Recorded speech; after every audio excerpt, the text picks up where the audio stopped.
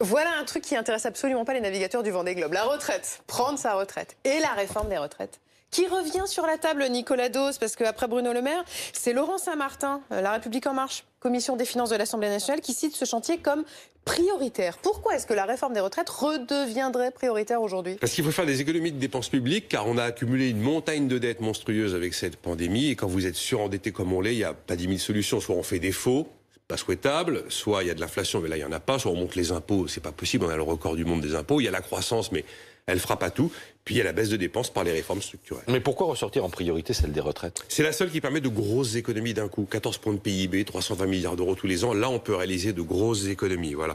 Après, on a une arithmétique démographique qui l'impose. On a de moins en moins d'actifs, de plus en plus d'inactifs. Le Conseil d'orientation des retraites nous dit l'équilibre, c'est au mieux en 2045, au pire en 2070.